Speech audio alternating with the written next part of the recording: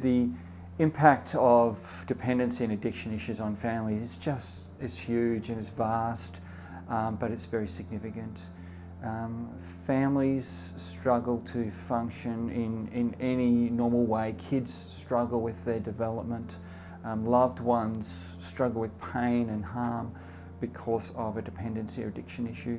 And so the impact on the family unit is just huge. That's why it's so important then when there is some recognition of there being a concern that action's taken quite quickly. The impact of addiction on family dynamics is horrendous. In my own situation, it was really bad. There were a couple of occasions where my husband took our kids and he left the home with them and he stayed in a motel for a night or two with them to get them away from me because he didn't want them exposed to my drunkenness and my behaviour.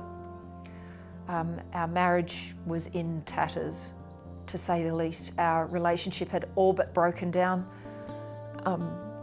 He couldn't communicate with me because I was always drunk. He would say things to me, we would argue, we would try to communicate, and then of course I wouldn't remember any of it when I woke up the next morning because I was so drunk.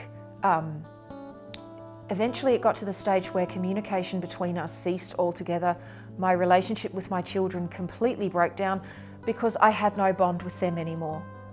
My children didn't want to come anywhere near me because I was always angry, I was always tearful, I was always pushing them away. I didn't want them anywhere near me.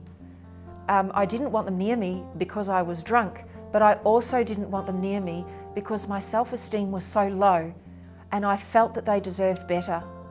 I felt that they deserved a better mother. Eventually it got to the stage where I used to actually pray that I would die.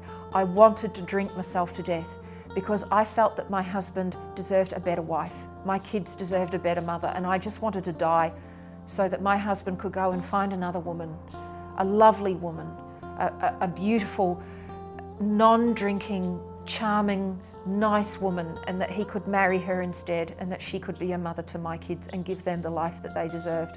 That's how low my self-esteem was. And our family was a shambles.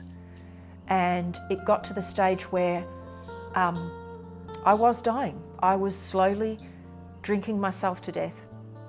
And then, by making the decision to get better, I not only chose to get better, but it was an investment.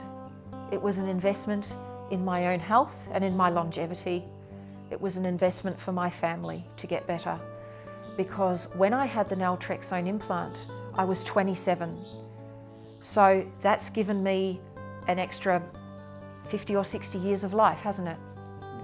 And if I have an extra 50 or 60 years of life, that means my husband and I have an extra, hopefully, 50 or 60 years of marriage. And then my children have an extra 60 or 70 years to live, that they have their mother with them. But they have their sober, healthy, loving mother with them, the mother that they deserve. And my husband has the wife that he deserves. And then I live the life that I deserve. So if you add all of that together, you're looking at about 300 odd years of life. So it's not just a choice to be healthy, it's an investment in me and in my family.